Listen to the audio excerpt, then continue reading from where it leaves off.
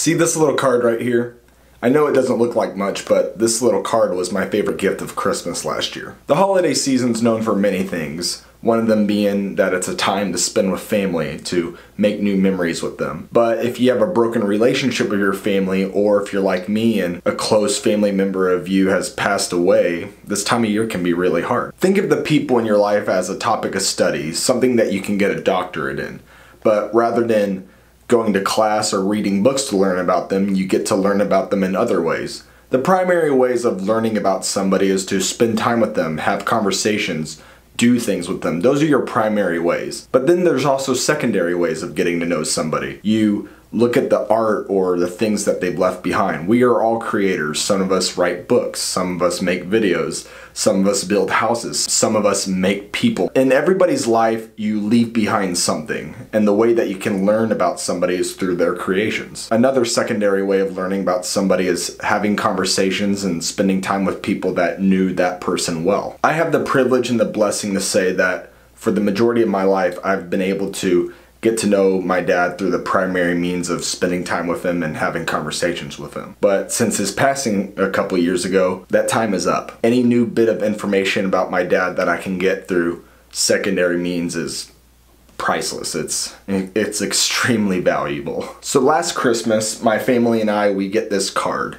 It's from somebody that I didn't know, but this individual went to college with my dad and mom. Let's call him Steve. Steve lives on the other side of the world and he doesn't have much access to internet. So he didn't hear about my dad's passing over Facebook when it initially happened. In fact, he didn't even find out about it until almost a year later when he came back to the States for a visit. The news shocked him. It was a complete surprise to him, and I can only imagine how terrible that must be. I mean, I would feel awful if one of my college friends had died and I didn't find out until a year later. So Steve writes me and my mother this card, and in the card he gives his condolences. He says he's sorry for everything that happened, but he also goes on and he tells just a random story about Dad that I have never heard before. You see, Steve and my dad lived on the same floor in college, and along with their other floor mates, they would often pull pranks on each other. Something that Steve and my dad would do in college was called training people. Not training like working out, training like a choo-choo train. What they would do is that they would take somebody who was asleep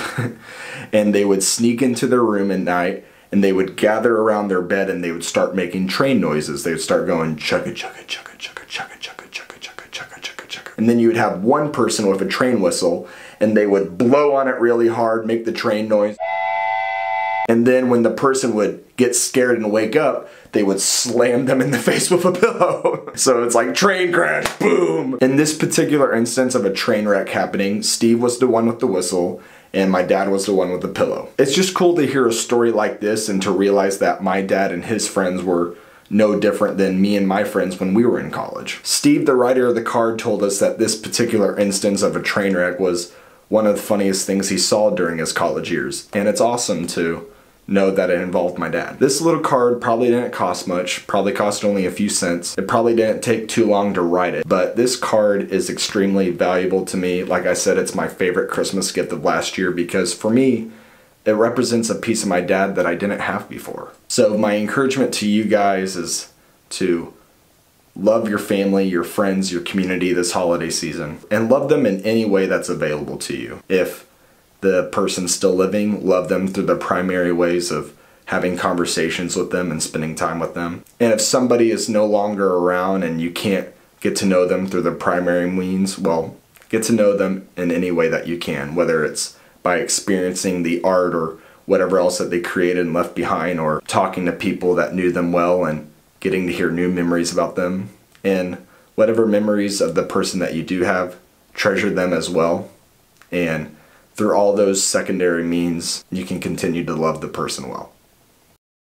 Typically on Fridays, I release a film that I've made. And this Friday I would, but I can't release the film that I'm wanting to release this week until Saturday, because Saturday is when we're premiering it and I don't want to release it a day early. That's what's happening this week. I won't see you on Friday, but I'll see you on Saturday for my latest freelance movie that I've made.